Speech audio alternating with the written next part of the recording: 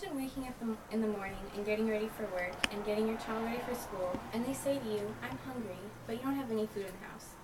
This story is a real-life situation for many Americans. Many people have trouble buying necessities such as food. One family was mentioned in the San Jose Mercury News last year. The mother, Jennifer Catalano, and the father of a young daughter own a home but still find it difficult to buy the basic necessities such as food. In order to help with food, they go to their local food bank in Concord, California. I have volunteered at my local food bank and have researched national food banks that help feed millions of Americans. Poverty in the U.S. is a huge problem, and food banks help aid those living in poverty. Food banks need your help to aid in this cause. Like I said, the poverty rate in the U.S. is a big problem. The poverty rate has been very high in recent years. The San Jose Mercury News stated the highest poverty rate since 1993 was reported by the Census Bureau in 2010. The poverty rate has stayed at 15% for 2011 and for 2012. The National Center for Law and Economic Justice reported that numbers disclosed by the census in 2012 reported the most number of people living in poverty in 53 years. That's 46 million people, or 1 in every 7 Americans. The family poverty rate in the United States also shows some alarming statistics. The National Center for Law and Economic Justice reported numbers released by the Census Bureau that about 7% of families with 2 married adults providing are in poverty.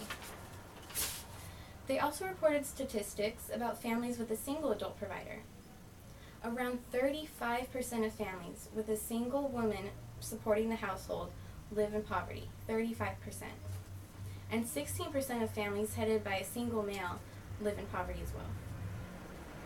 There are also alarming statistics when it comes to the percent of individuals living in poverty. In 2011, the Census Bureau reported that 13% of people ages 18 to 64 were living in poverty. That same year, they also reported that 9% of Americans 65 and older were living in poverty. With this rise in poverty in recent years, many people are struggling to buy food, and that's why food banks help those living in poverty. Food banks help feed many Americans. The largest food bank network, called Feeding America, feeds 37 million people a year. Families and individuals living in poverty can go to their local food bank and pick up a monthly food package, such as one man who was mentioned in the San Jose Mercury News in 2012. This man, Ving Von Mack, is from California and immigrated to the United States 30 years ago. He recently lost his job and has been going to the food bank ever since. Food banks are spread all across the nation. Feeding America has 200 food banks across the U.S. Although Feeding America is the largest food bank network in the United States, there are also smaller food banks, such as the food bank that I volunteered at, Jubilee Christian Center. Food banks operate through the assistance of others. Food banks get assistance from a variety of resources.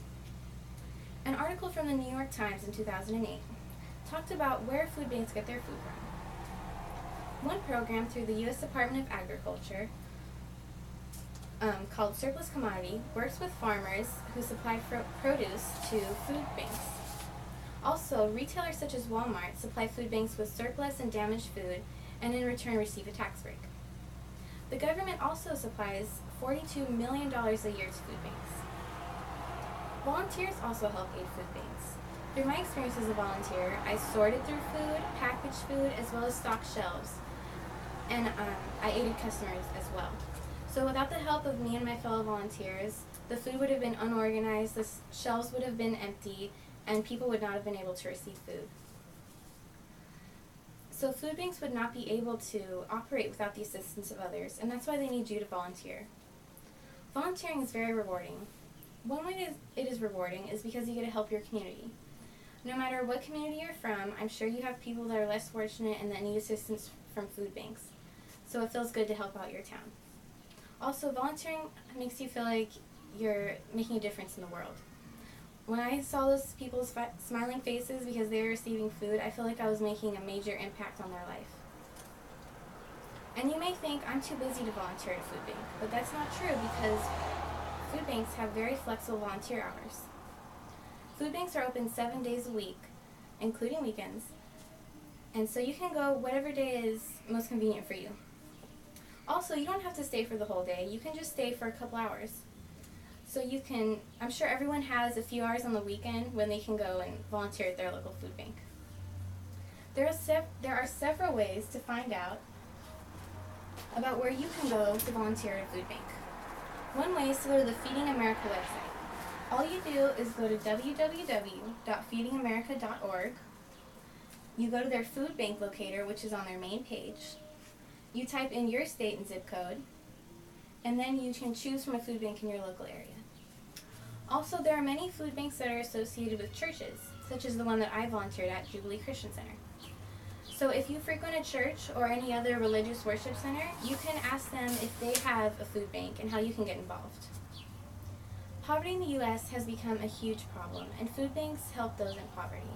Food banks need you to help aid in this cause and help operate on a daily basis. The situation of families waking up with no food in their house is becoming more and more common. You can help improve situations like that for millions of Americans by simply donating some of your time and volunteering at your local